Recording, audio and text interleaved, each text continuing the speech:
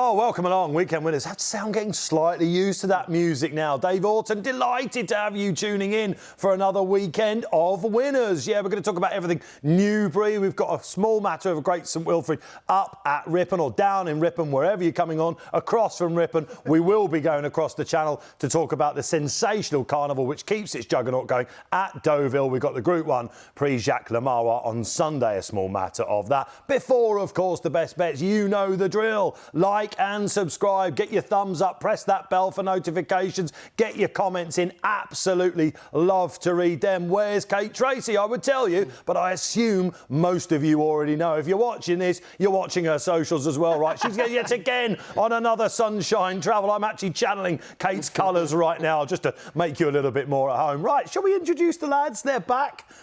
If you really wanted to be like Kate, you'd be in a snail dress or a skirt or something. Oh, there we go. Hang on. Talking about fashion, there's a varying degree of standards going on here this morning, aren't there? We've got the man from Del Monte with us, which is absolutely brilliant. Yeah. The only thing he doesn't do is say yes. Sam Boswell from BetVictor. Good morning, Dave. How are you? Off to Newbury this weekend. We've got some sponsorship duties on Friday ahead of Saturday's card, which looks quite interesting. So we'll chat through, won't we? Newbury, a couple of races there that we need to get stuck into. But yeah, looking forward to it. Hopefully the sun's out as well. A nice warm day. Got some juicy odds for us? Certainly have. And perhaps a winner or two. You've squeezed a lot out of that joke there, Dave. Very, very, very good indeed. It was juicy. Unlike the man standing next to you, you look a little bit pale. Now, it's not... you've both been... I'm quite glad that we're socially distanced here. It's still a thing, thankfully, thanks to 2020.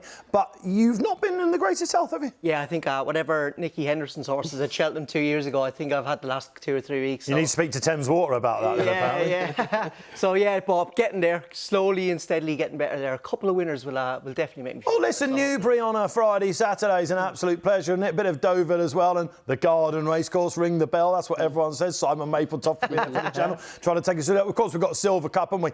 There's a varying degree at this time of year. We're right into summer season now. I don't know about you guys. Does it feel like a bit of an endless summer at the moment? Yeah, it does, doesn't it? It started in March. Obviously, York approaching as well, which is like sort of, I'd say, the peak at this time of year in terms of the quality on show there. Looking forward to seeing some real superstars in action in the Juddmonte. But yeah, it's an interesting time of year. Appreciate some people don't like the Saturdays being that bit low-key, but if you find a winner, does it matter? Well, that's why I'm here, isn't it? Never mind the low-key bit. There's, again, a varying degrees of field sizes and quality. Like last race at Newbury on Saturday, I didn't see it was priced up. We've got that skimming comeback or to the race back. Odds on, I think. Well, it deserves to be, but it's a good race, that, isn't it? So there are some races around the cards which you might have to have a look around, but definitely tune in for that last one at Newbury. We might be looking at a Group 1 else there, potentially. Shall we start off with the opener, though, because it's Geoffrey Freer time, isn't it? Which is an absolute pleasure. There it is, mile 5.5. This is the market at BetVictor. We're all digesting that now. Sam, take us through it. Yeah, so... Noel Arzi, who's a bit of a sort of standing dish in this type of race, isn't he? Won it last year. Interesting, 3-year-olds have an OK record in it, and Pinhole heads the betting at the moment as a 3-year-old. Epic Poet next in, and Candleford, who I think originally opened a bit shorter, we've pushed out to 4-1. And I think, personally, looking at this race, Dave, Candleford, wrong way round for this horse, would we potentially say, maybe? Preferred to go the other way round, I'd say. The market, though, Dave, I know you always like to get my take on this. I think these two, at the very least, will get closer. If not, maybe we'll see a bit of a change. And that will come into my thinking with my selection a little bit later on if we want to dive into the race. All right, Dec, talk us through this race. Small field, tactical setup. Yeah, just the 6 runners. I think Candleford will go forward, further maybe follow him, and who else is in there? Yeah, those would be the 2 main horses. Pinhole, I suppose, will be up there as well. Probably a strong stare at this trip, doesn't want to get too far behind. So, yeah, despite 6 runners, I think we'll have a good, evenly run race. But a little bit of a trappy race, especially given Epic Poet, who's second favourite, and Further, who's got form tied in with the favourite Pinhole. The two of those need to bounce back here after poor runs. There's the form reference, right? Shall we go to the Queen's Vase at Royal Ascot? That's the run, isn't it? Of course, Pinhole and Further. Whatever happened to Further last time out, we're not sure. But this was the best of him at Royal Ascot. Yeah, absolutely. I think this was a really good test over the trip, and maybe that just left its mark on Further last time out. The other thing with Further is I think he's been sharpening up mentally with racing. He's just a little bit on it. So it'll be interesting to see if Oisin Murphy changes the tactics on him tomorrow. But I'm not with this form. I think Sam is, so maybe I should let you carry on, Sam. Yeah, I think this is interesting. Don't forget, this day, Pinhole, who I'm going to put up, was sent off 4-1 for this race. Massive gamble. Big move.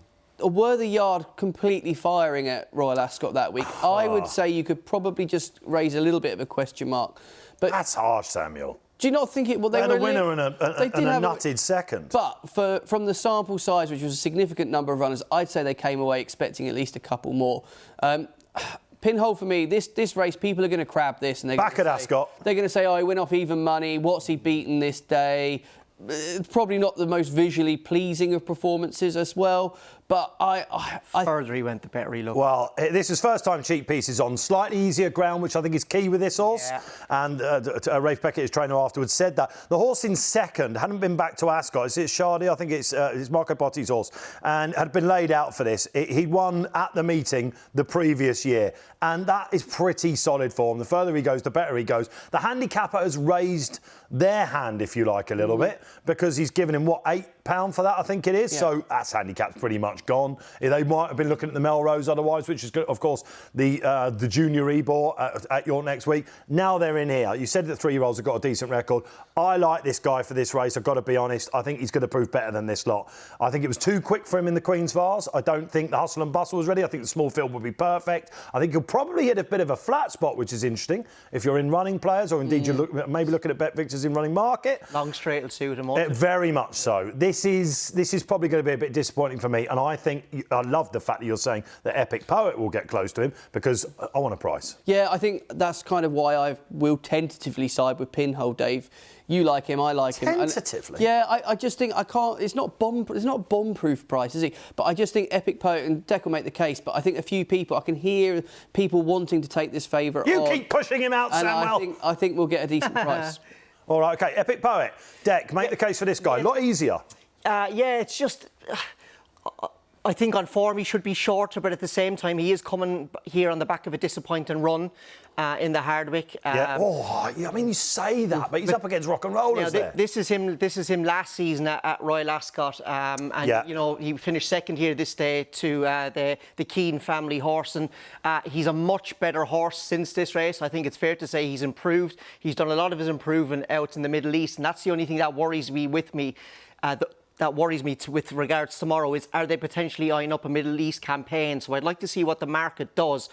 But, you know, this year, how many horses do you think would give Rebels Romance a big race at York in a really tactically run race? What's his official rating, Sam, now? Have you not got that up? Sorry, I thought he's you might have it 110. Is he? So, again, you were looking at it as tough for an Ebor, isn't it? Yeah, exactly. So, yeah, I think the race sets up really well for him. I think the small field would suit, because he's a proper hold-up horse. This is the tip, but I haven't backed him yet. If I am going to back him, I'm only going to back him late, because I just want to see what David O'Mara says about him, if they're eyeing up a Middle Eastern campaign. But like I said, I don't think many of these horses would have given Rebels Romance that kind of race in the Yorkshire Cup. So you're going to back him late, despite the fact that Sam says that these two are going to come together closer? I can just see the case that Declan's made. I can see people want... Pinhole, I don't think, has the profile that people are going to want to smash into. Some of these favourites, especially earlier on in the card, on a Saturday, people go, yeah, I see that, I like it. I just think Pinhole is not quite... I know you like him, Dave, and so do I a bit. Yeah. But I don't think it's quite cut and sealed. And is there a big day and nighttime dancer before we move on? That's a negative. Yeah, big horse. Would you want to be backing the yards runners at the moment? Oh, come on, we're going to get to this, of course, on Sunday. You think this is I think that's a bit... Again, you're having a swipe at Beckett, you're having a swipe at Hannon. Swiping? You won't get any yard visits, so you'll be all right. Sir Michael Stem gets it in the next couple of weeks as well. One winner from 52. If you want to back a horse at, what are we, 6 to 1? Oh, God, I'm going to have a go. To be fair to the Hannons, they've had their team in good order. Is the context big enough for when you have a massive yard? Sometimes you look at Richard Fahey's runners, sorry, Richard and team, but sometimes he has like 3 out of 50 and you think, oh, he's not going through a good spell. He's got so many horses, OK? They're all being sort of, you know, targeted at different things, and lots of them are placing. So I'm not against Richard's runners. Plenty of favs in there as well that are getting beat, just to say. Am I taking on Rousing on Sunday? That's the question. And So speaking we'll of see. Favs, to wrap up in this race, I think Favs have won 7 out of the last 10 Yes. and 3-year-olds have won 5 out of the last 10. And nothing bigger than 6-4 in the past 4 years. You're in trouble. And this is having it. And if you want to give me 5-2... I mean, I want 5-2, don't I, Dave? That's the thing. But pinhole for me would be a tentative play. But Well, you're the man from Del Monte. You can say yes. Let's say to the traders, yes, 5-2. Half our audience governor. are going to be too young to get that reference, Dave. Oh, I don't know about that. I'm not sure about that. Let's move on, shall we? Shall we keep with Newbury and go to a completely different puzzle? It's the Hungerford Stakes. There's some big stats in this.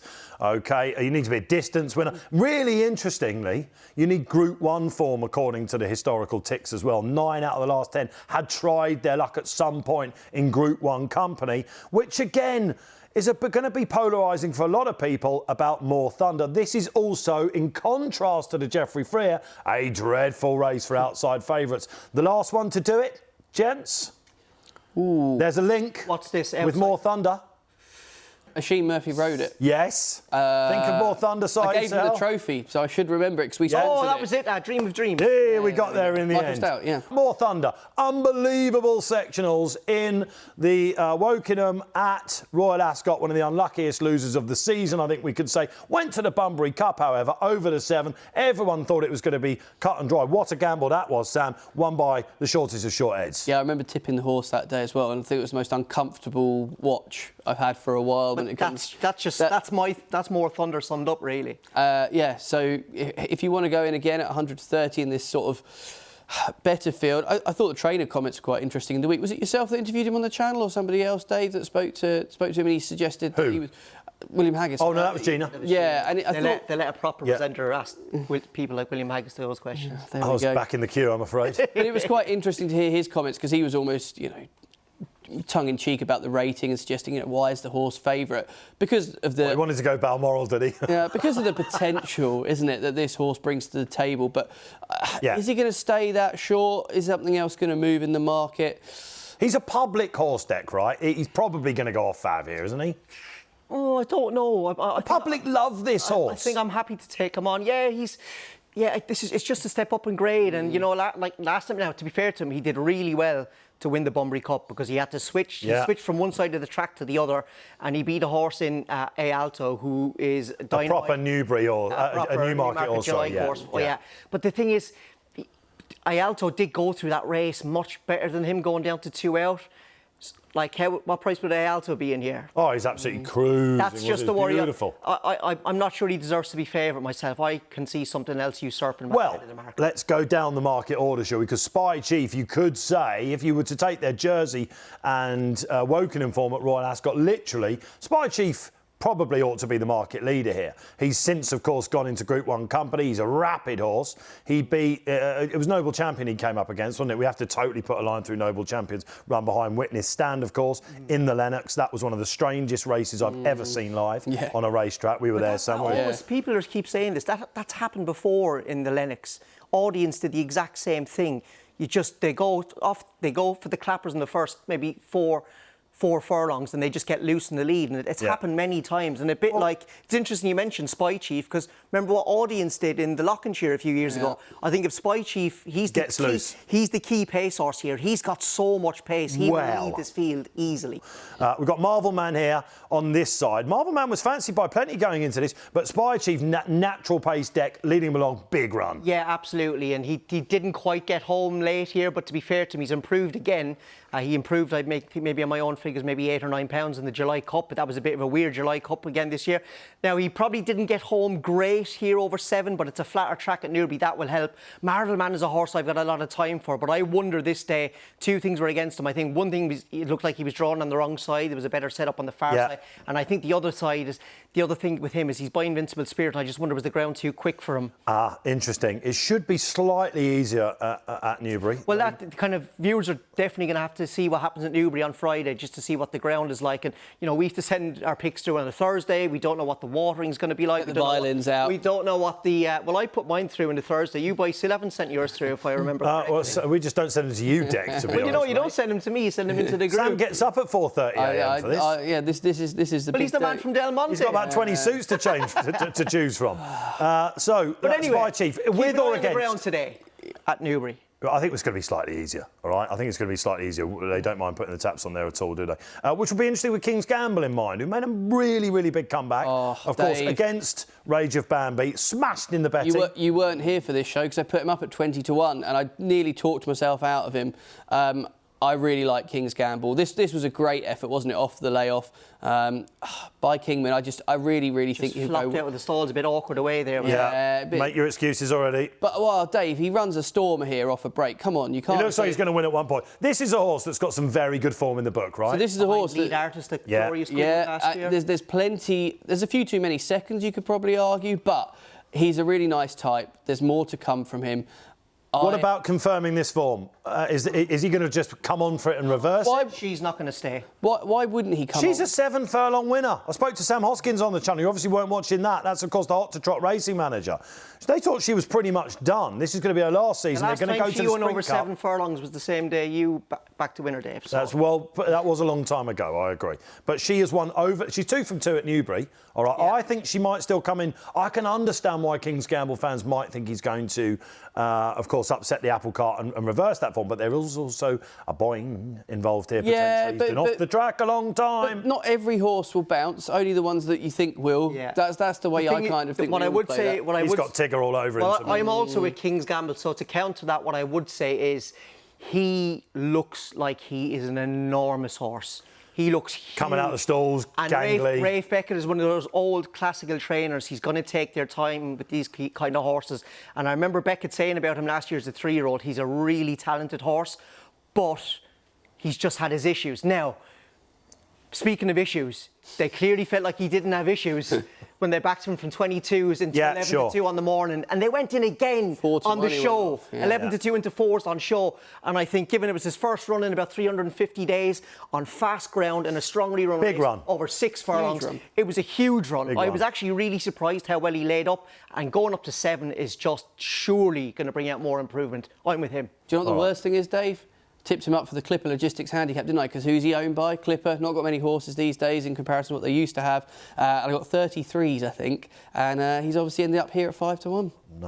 Violin out again. Right out there. Double violin. I feel like I'm going down on the Titanic here, Jake. Do you know what I mean? Get your cello out. Right, OK, so this is quite simple, this race. This is Dave Orton's take on it. More thunder. Shouldn't be that price on form. Spy Chief, I agree. Didn't like the way he sort of drifted late. I think he might be a bit gassed at the end of this race. King's Gamble, slightly worried about the bounce. Witness Stand is interesting.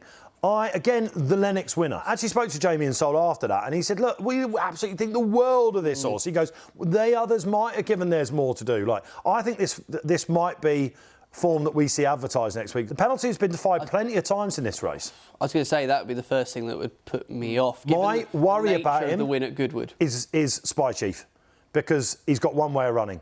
OK, he is in a great place, Witness Stand. One that I haven't mentioned here, I think is a big price, and I think will run well on the bounce back. And I think if she goes back to her Lingfield form, I think the Great Generation is overpriced here. I agree. And it's the kind of race that I want to be taking a bit of a swing at here, I think. Like I say, not convinced about the market order necessarily for this. This is a great day. You can see Marca Gianni will get back on. She's since been to Royal Ascot, and she's run, of course, in the hot 6-furlong Jubilee. She was on the wrong side of the track that day, and it probably just was a bit too hot for her. She's not that She isn't. I don't think she was disgraced by any means. And this race, historically, as I said, 9 in the last 10 have come trying Group 1s. What does that tell you? Horses that have bitten a bit too much off that they can chew, finding the right spot. Look at her attitude. Love her attitude here. Beats the right horses. I'll probably be having a little bit on her as well, potentially at the price. I do really like her. She likes Newbury. The only thing I'd be worried about, she hasn't run since Royal Ascot, and there's obviously, she won that race at Doncaster last year. Just, you wonder, are they going to have a nice stepping stone to there? So we'll see. I do like her. Yeah, Donny's interesting.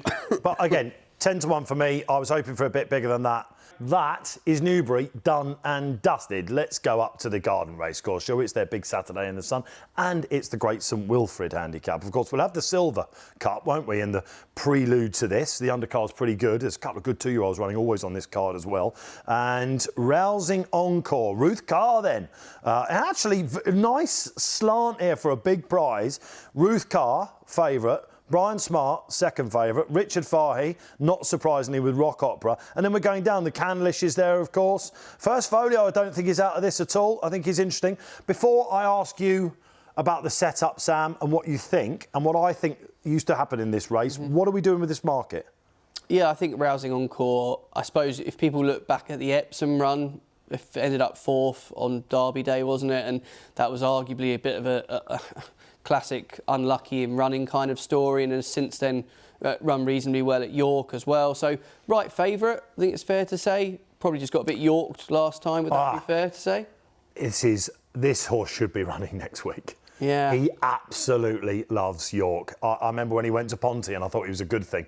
He just looks like a completely different horse elsewhere. Could back up there. He potentially could back up there. Ruth Carr's having a great summer. This race, a lot of you will probably know, watching this race, used to be high draw, get on the lead, Kevin Ryan worked that out, and away we go. The draw, I think, will be stand side. Unless it rained, right, Dave? Is that that can be the way. If it rained, then it all went a bit mental. You bookies were over the moon. But this was a horrible race for bookmakers, because if punters latched onto that, you could genuinely back a 16, 14 to 1 shot. There have been a couple of winners that have come from stall 6 in the last decade. Speaking of Rousing Encore, I think he's in 2. Ooh. Yeah. He's a hold-up horse. Yeah, he is. And he's one of those hold-up horses where you can't go quick enough for him. He takes such a strong hold. But I want to be against him because I think all the pace is basically from stall 8 onto the stand side rail. Love it. I think those horses drawn really low could struggle for set up here. All right, I've got 2 against the field here. I'm really quite keen on 1, but Sam, you lead the way. Yeah, Dex kind of put fear into my head because of the draw, because I'm going to have a chance on City Walk. I thought, if you were just to look at interesting runners here, Saeed bin Suroor sending this horse here is curious. We're going to go back in time here to his win in Newcastle. And since this, we went on to Meydan, and he had a fruitful time there, I think it was fair to say. But a massive break, returned at Newcastle again, down the field when he was 9th to 13. But I think that was just literally a run to see what remained. That was off a break of 540 days, Dave. And the fact that they've persisted after that run shows me that he must have been doing You're going back to 2022. This is the Gosforth Park. We're going back in time. This is the Dave. Cup. But, you know, it showed what a horse he was. And then since that day, he obviously went to Meydan and won. You know, he had a fruitful time out there, I think it's fair to say. Something went wrong with the horse, clearly. Massive break. He's come back. They've persisted. There wouldn't be many that they bother to persist with in that sense. They're so great at their aftercare, Godolphin. There's plenty of other opportunities in other walks of life for this horse to go and do something different. I really want to see some money come for it, but it was just intriguing. It looks like it has. He is drawn low. But he's got a bit of a pace angle with the horse watcher's horse near him. Could draw him into the race. Well, looking on that evidence as well, he's obviously one that likes a bit of cover. Yeah, and can come through horses. Quicker ground won't be an issue as well, going back through the profile. Right. So we don't get rain, and Ripon continues to have this nice weather that we've all got. In Saeed we trust. He tends to have Royal Ascot winners over Charlie these days. They tend to be in handicaps. He's something of a forgotten man, isn't he, old Saeed? He can still train, hasn't he? He can still train. This is what people seem to forget. Interesting jockey booking as well. Sean Curragh, not ridden much on the turf for him, but does have a half-decent record from a small sample size on the all-weather. 2 winners from 12. The City Walk for the gent that is Saeed bin Suroor, Declan Rix. Yeah, like I said, I think middle to high really is where you want to be here. Like from stall 8 to right on the stands rail, who is Alza here. That's where all the pace is here. But I'm with a horse, I think, drawn in stall 10, Kodiac Thriller. Ran over this course and distance 12 days ago. And we haven't mentioned it yet. We've mentioned the Garden Racecourse about Ripon, but we haven't even mentioned the undulations yet. Oh, man. I think course form here is really important, isn't it? Because you can really see horses Keep your eye on the grey as well, first folio. Yeah, so where is he here now? He is down there. He's down the stand side rail here. Yeah. And that's Eye of Dubai there in second, who travelled into it really well. That's a horse Jason Hart really liked last year, and he put it together this day. And this is Mr. Socks on the wide outside, who he's going to take on again, but I think he's 2-3 pounds better off at the weights, and he's got a better draw. I think he'll run well for a long way. He's got plenty of form over 5 furlongs, so I have no problem with him travelling up and going really well. But it was interesting, he was carrying his head to the side there. There was a really strong crosswind at Ripon that day, and I just wonder, was it kind of just annoying him? If he can get a little bit of cover, get switched off, I think he'll run well for a long way. I might be behind the couch for the final furlong watching it, but I think he'll run well. Secret guest is going to take yourself, a Brian Sparr. absolutely loves Ripon. He hasn't been there for a little while. He comes in off a good warm-up run. This is typical Smarty training, this, I think. He's got the draw, he's got the run style, he's waited to win it, and he absolutely loves Ripon. Should we give you some visual evidence on him? He's a lot shorter, Sam, than I thought he would be, actually. Well, you probably made a good case from Dave already, and the fact that he loves Ripon is probably something to clue into. It's interesting, isn't it? How much do people like to read into course form? I suppose it depends on the course, doesn't it? In this case of Ripon, I do think you're probably onto something in terms of knowing that a horse can handle 100%. Handle the track.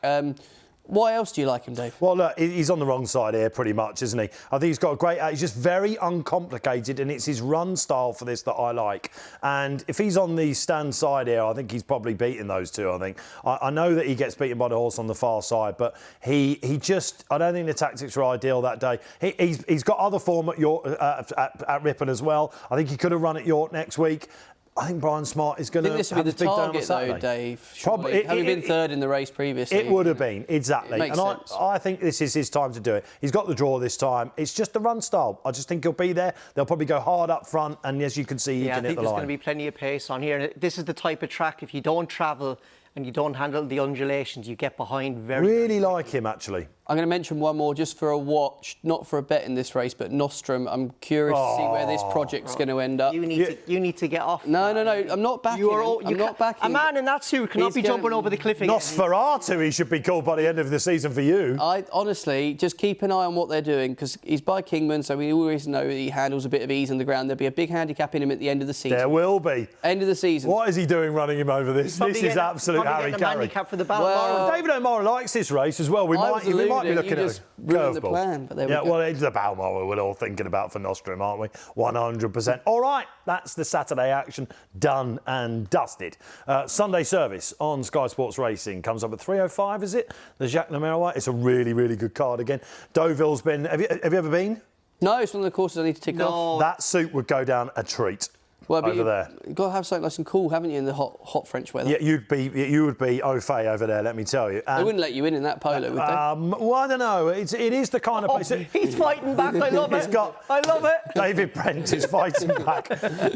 This is a race. We saw the market there. This is one that goes to the Brits or Ireland, right? The French have got a terrible record. I was ribbing Larry Barbaran about that yesterday on the channel. You don't like 470 grand, Laurent, where your trainers can't win the race anymore? 2017, Albuquerque was the last French. Of course, all the French greats have won this. Keep going back. Dubarwi won this race, right? So this is a stallion making race. Yeah. Who's it going to be? Everyone, of course, will be thinking, is it Rosalion's Day? And I think Aidan O'Brien's actually only won this once, and you could potentially say he's never won it with one of his own, because the horse he won it with was Excelebration, who they got off Marco Botti. He's one of our own, was Botti singing in the crowd. All right, let's get the market back up again. Well, Rousing will be, again, he's polarising people now, isn't he? He missed out behind the supplemented Docklands, who has another go at him. Harry Eustace and team will be quietly confident back on a straight mile, with some slightly easier ground.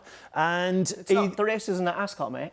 It's over a straight. It's over a straight, my man. He went, of course, to Goodwood last time, and it was horrible for him, right? He can't stand it there. But this is a guy that they were thinking about taking to Australia, but they reckon he's got another Group 1 in him here, and they're probably looking at the Champions Mile back at Ascot as well. But he should be theoretically closer in the bet to Rousing. Yeah. My question is about Rousing, having found Curragh also gone beyond recall at Goodwood in one of the weirdest Sussex we'll ever see. Is he a bit soft?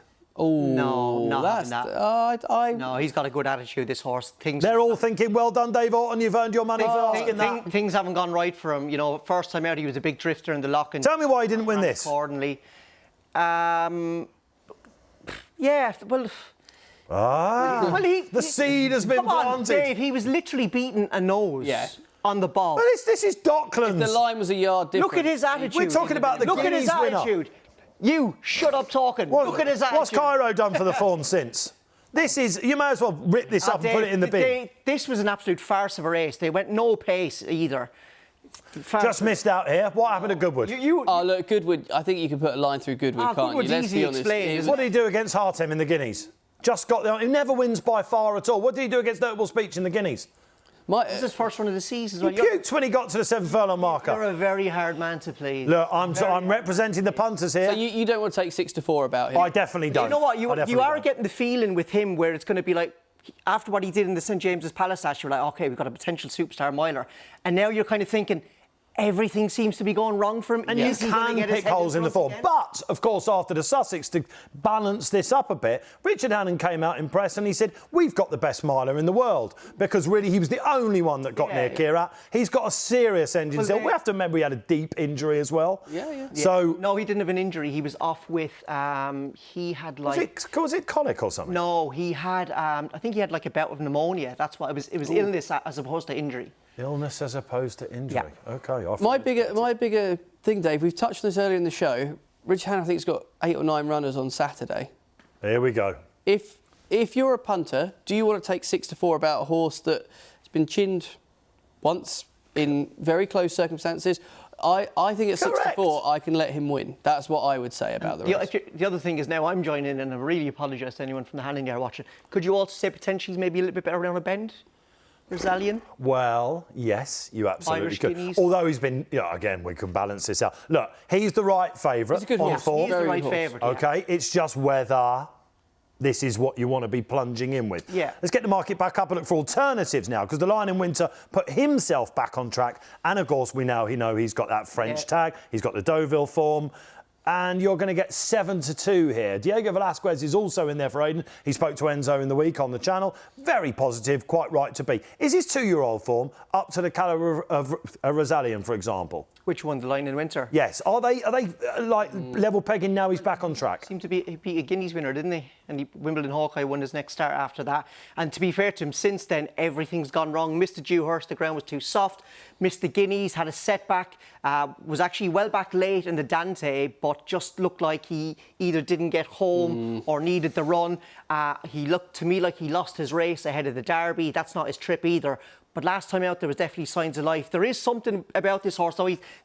There's a bit of a king to him, or he went out the stalls. He's a bit fiery. Let's have a look at him last time. Let's have a look now. He gets a little bit of a bump here, and it does light him up. And I do think he's got that in him. Now, I don't know is it's because he's still quite fresh, and maybe this is the run now. This was the building block that Aiden needs to get the freshness out of him and to get him back to peak fitness. I thought, given this was ground with plenty of cutting it, Dave, 7 furlongs is not a trip. I thought this was a good run.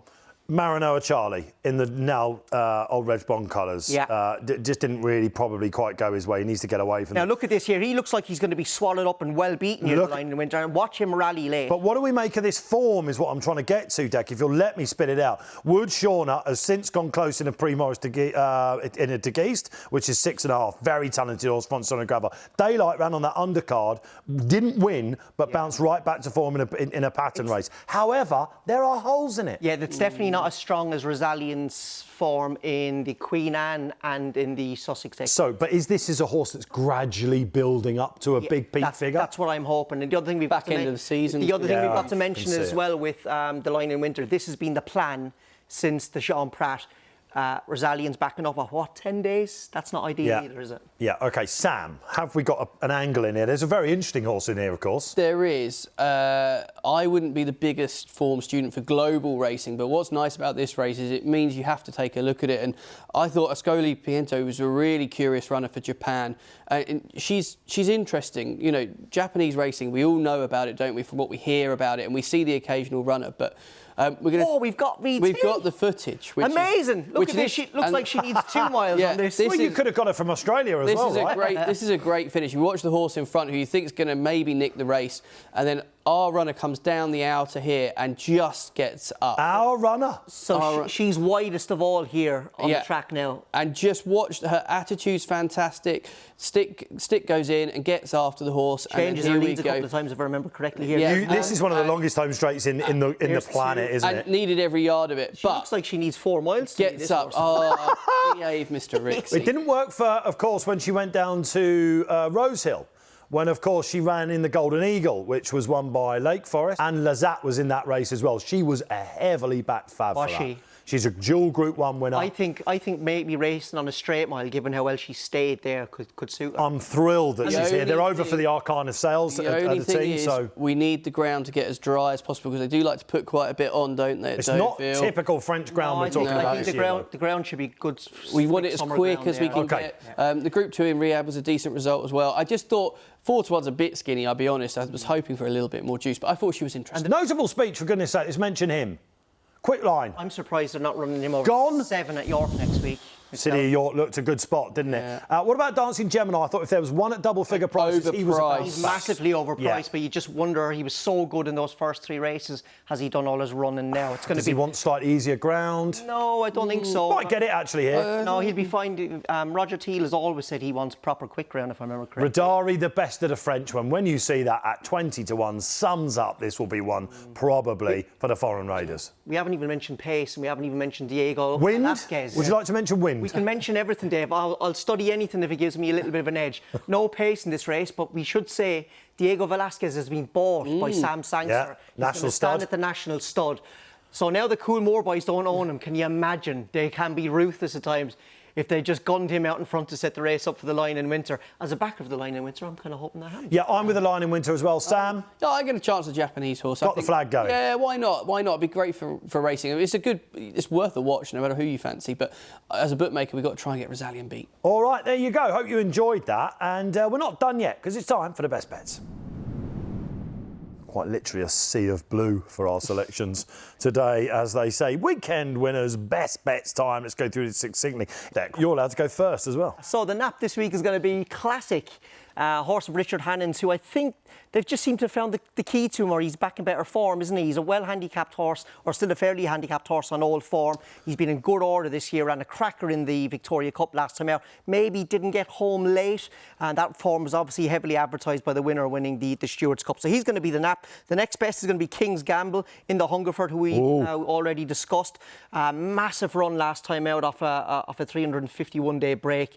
I love that there was so much money for him, and maybe suggesting now that he's really starting to hit his straps. Massive horse, massive chance, especially if he's in good order. And then the long shot, I'm going to have 2 darts in the Great St Wilfrid, and this is the other one. Supreme King of David Evans is really interesting. Former Richard Hannon horse.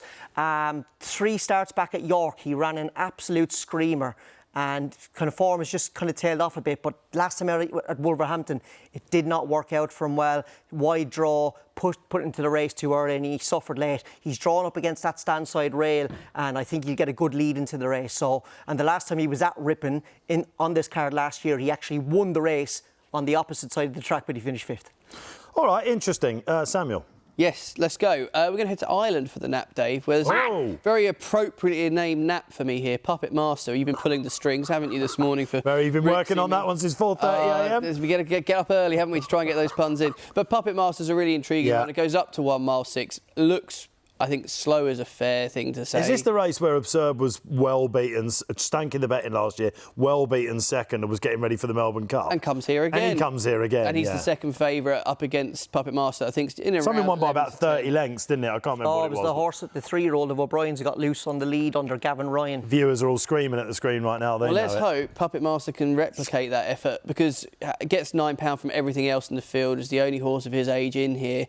The Lingfield run, I backed the second that day that Richard Kincoats. Haven't seen him since, have we? No, we haven't. And I thought Puppet Master in the end, disappointed, I think it's fair to say. We didn't see him again to the Irish Derby, but I think going up in trip will help. I'm willing to forgive. And I like him. I think he's going to be one of those horses that will be in and around these longer trips. So he's my Baddy dog, get a grey, you've got to go with him, haven't you? He's my next best. Going to share Rixie's next best with King's Gamble. We both really like this horse, and Dex made a very eloquent case for him earlier on in the show. Clip that up. Yeah, I know. First time for everything. Debatable. But I really like his chances too. And the weight of money last time was very significant. You've already tried to put the bounce factor into my head. I'm going with a half-full approach here and thinking that actually he might improve for that effort. And I think that he can go really close. Rafe Beckett, straight after the race, nominated he was going to come here. He's got experience at Newbury. and the only person who'll be bouncing is him. But Kate Tracey. Get on a space hopper. It'll be similar to backing. But we're going to King's go Gamble. against each other with my long shot, which I fear may come under the category as long shot. Here we go. Consolidation runs in the TPT Fire Handicap. Declan Rix Classic, who heads the betting there, can understand why. But consolidation for me is a really intriguing runner. I'm going to keep dragging back on that form. What price is he? He was 10-1 when I sent my selection. 9-1 we're hearing. Oh, 9-1. OK, well, he put a long shot just about. We're going to go just about. Don't pull that face. But let's talk about Rafe Beckett's horse, who, of course, famously finished in front of Field of Gold at Doncaster, going back in the time machine. This season, won at Goodwood on seasonal reappearance. We napped him that day, both me and Kate, I think. Ding, ding. And then we went to Ascot, didn't we? Finished midfield, 3rd of 10 in his group that day, though. And I just think there's still a race in him. The cheek piece is going for the first time as well, Dave, which I thought was interesting. The longest best. The longest long shot you'll ever. Anyway, I'm backing him each way if we can get 9-1 or bigger, and I think he'll outrun his price. I mean, mine's 10s, so I'm having a bit of a dig here. But I think being you were thrown worried from about it being glass shorter than that. Well, Sam, I think because off-air. everyone's going to clock what a great price he is. All right, fair enough. Well, he might come in. You mentioned that Field of Gold. That's insane. Well, let's get mine out of the way. We'll be quick here. Pinhole. Which I think will just win the Geoffrey Freer. He's just better than these, and he'll just the further he goes, the better he goes. I think he'll be. Great Generation is I think a very, very interesting horse. Okay, in the Hungerford, but it won't be the next best. I'm going to put her up as the long shot. OK, there is a horse running in the 3:15 at Newmarket, which you'll all have to now go and check it out, called Half Sovereign for Carl Burke. I backed a horse in the race that this absolutely demolished when winning its second start, and I felt certain that they would be going into group company. Carl and the team have quite obviously, with York on the horizon as well, had a look at this handicap mark. It's a small runner race. A bit straightforward, watch it back. Very hard to see it not winning this. So actually, I maybe could have napped it, but with the show in mind, I thought I'd go Pinhole. Great Generation, 10-1 shot in the Hungerford. Take the price. I think she'll go really, really well. That is us done. You'll be delighted to hear, no doubt. And we got there in the end. Thank you, gentlemen. Sam, enjoy your bankers meeting, whatever it is you're going to. I was going to say, I thought you'd be napping in the Greys handicap day. I considered it. I considered it. I'm getting there, aren't I? But of course it's a great horse handicap. Great for a picture, isn't it? Maybe not so much as I thought Archie Ferdinand had a fair chance in that. He's been laid out for it, hasn't he? For Sanders and the team. All right, that's us. We're done.